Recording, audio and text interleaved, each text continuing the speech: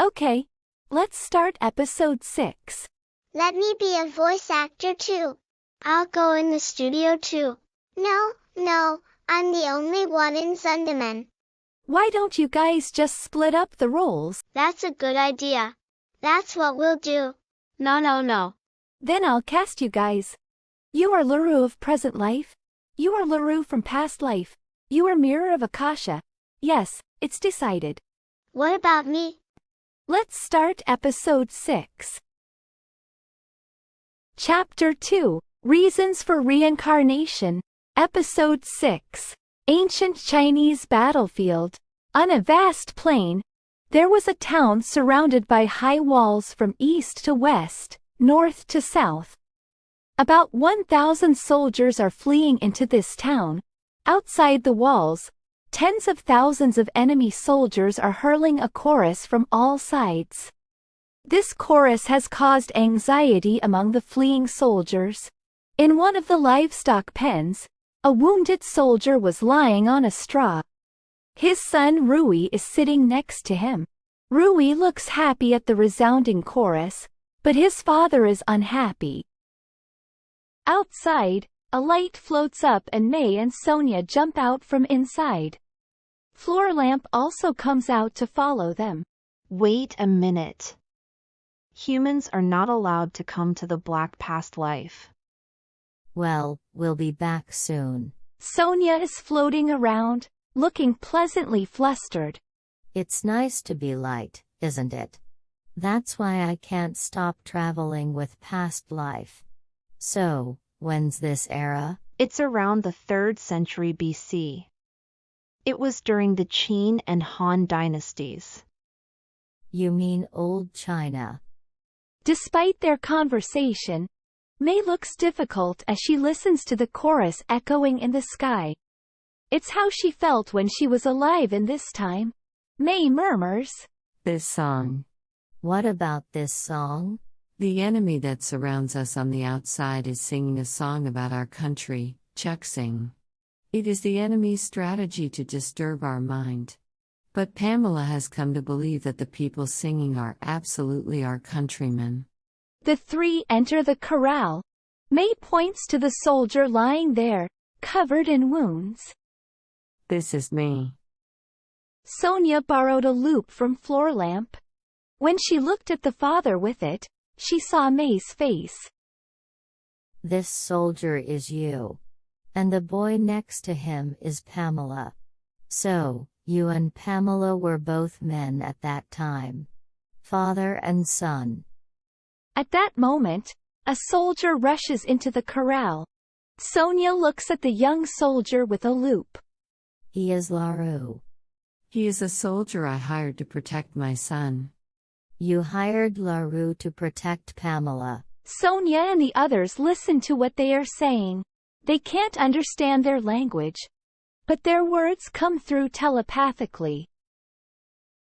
Yunlin, the Laru of past life, sits before Rui's father, the May of past life. Yunlin speaks. My master, the mission is tonight. Rui speaks.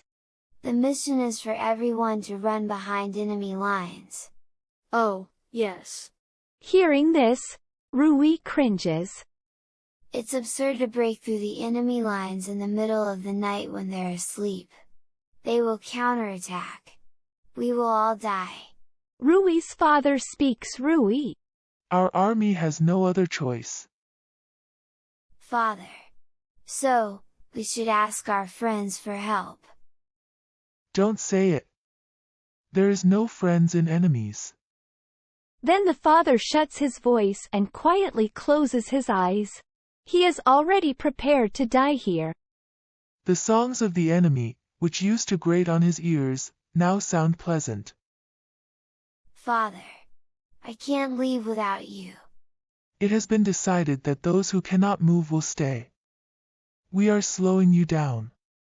The father then speaks to Rui with his eyes closed. I must apologize to you. I brought you into the fight because I wanted to raise you like a man, ignoring your mother's objections. But she was right. You are not suited for war, gentle boy. He takes Yunlin's hand. Yunlan, the only thing that saved me is that you came. Please send Rui back to our mother. Master. Now you are ready. Go out. Rui takes Yunlin outside. Hey! Let's get out of here before the operation starts. What? We're going to leave here now and look for our countrymen among the enemy. That way we can help everyone else too. Yunlin thought. Even if they were all enemies, a boy like this might listen to him. Then he said, Let's do that. Rui is delighted. Thanks. They come back to the corral with a rope. Rui shouts. Father, I'm sorry. Yunlin knocks his father unconscious, ties him up, and carries him away. They climbed over the high walls and went outside the castle. In the distance, they saw countless torches. At that moment, Rui's father wakes up and storms. He falls to the ground and groans. His mouth is sealed. Rui thought that he had to get to the enemy camp quickly to find his help. I'll go first. Rui started running towards the enemy camp. Soon after he started running, several arrows flew toward Rui. One of them pierced Rui's leg and he fell on the spot. Yunlin is startled and goes over to Rui. Rui is unable to walk.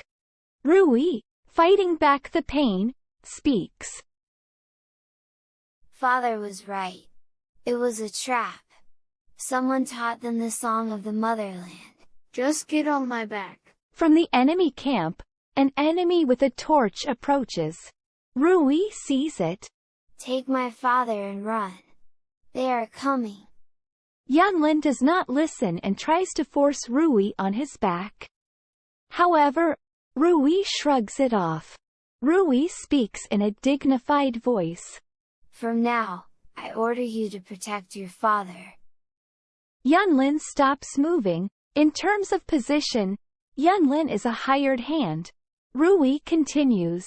Carry my father inside the walls. Yunlin is puzzled. Rui. Sir. Mei, who had been silently watching from above, couldn't help but speak out. Pamela, what are you talking about? LaRue, just take Pamela to the castle as soon as possible. Rui, of course, does not hear Mei's voice. Rui speaks. Yunlin, go quickly. Oh, yes, sir. Yunlin then quietly places Rui on the ground. Mei shouts. LaRue, don't go. Your job is to protect Pamela. As Yunlin was about to run toward his father, a mouse climbed into his lap. Startled by the suddenness of the incident, Yunlin fell into a deep hole in front of him. Immediately thereafter, arrows rained down on Rui. However, they did not reach the bottom of the hole, and Yunlin was saved.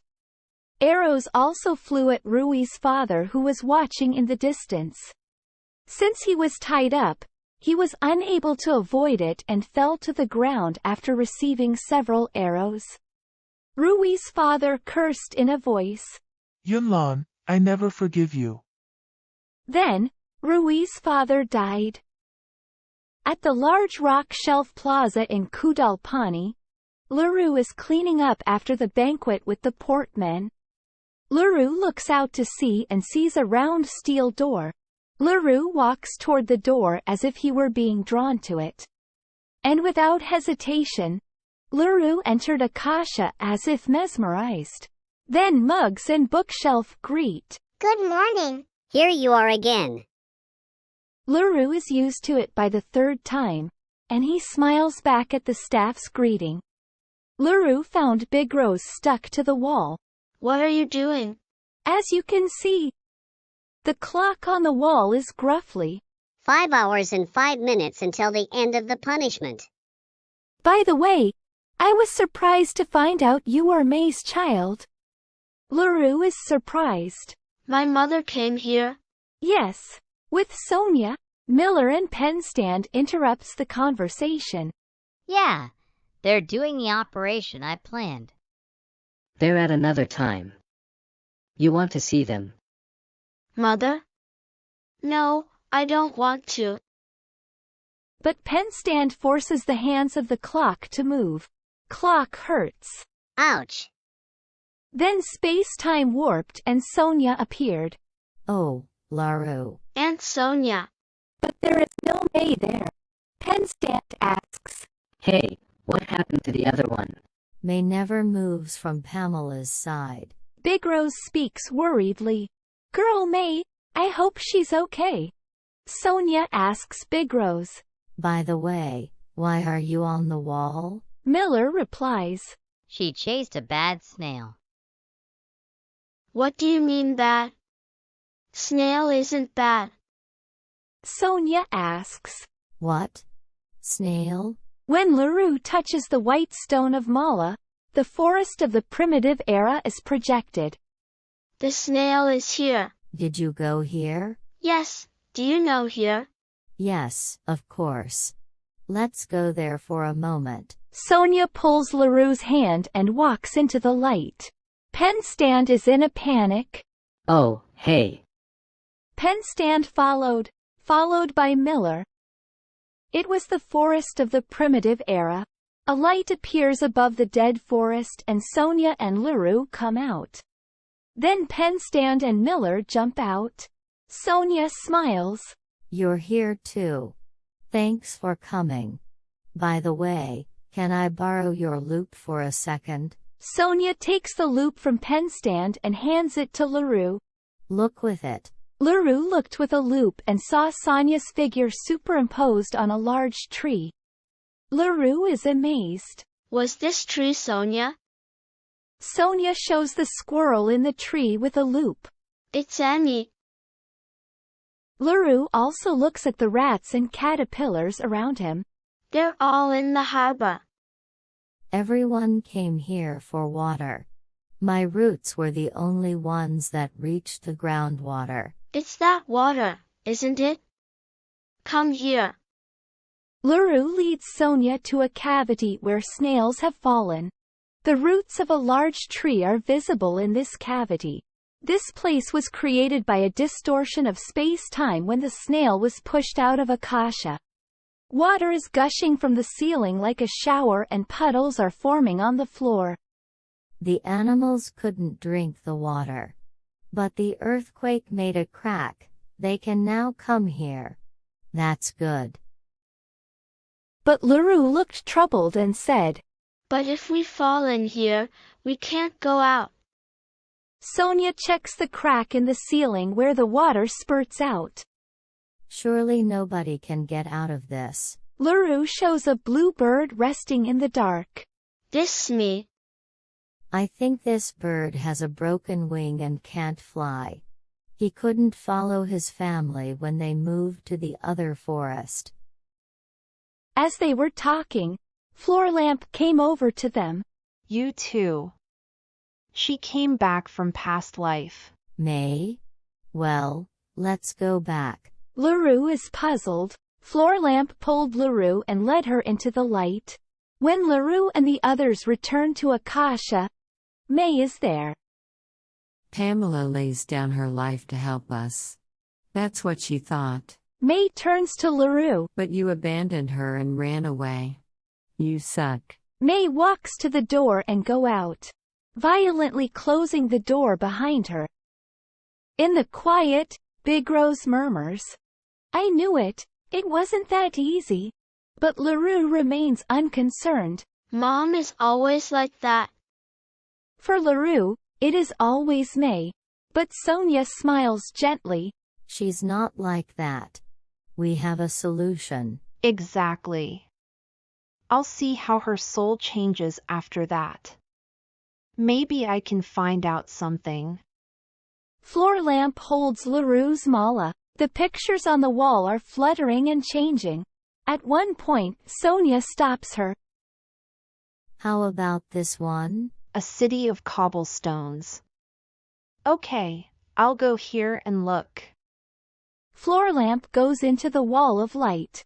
Then Sonya asks Laru, Do you want to go there? Yes. Then, Sonya takes LaRue by the hand and leads him into the light. Wait a minute. Penstand and Miller rushes into the wall of light. Episode 6 is over. I didn't have a role. Would you like to play my Akasha's mug? I don't want to play because I hardly have any roles. Shall I take my place as Big Rose? I don't like that stupid character. Is it okay to be so extravagant? You made a mistake by not including me in the first place. Oh dear, you've made everyone your enemy? It's like an ancient Chinese battlefield. Ancient Chinese battlefields? What are you talking about? The past life LaRue and his friends went to is the historical fact that created the idiom, everyone is the enemy, used in China and Japan. Then, since the next past life is medieval Europe, why not try playing LaRue from that era? Let's do it. Then, please watch episode 7,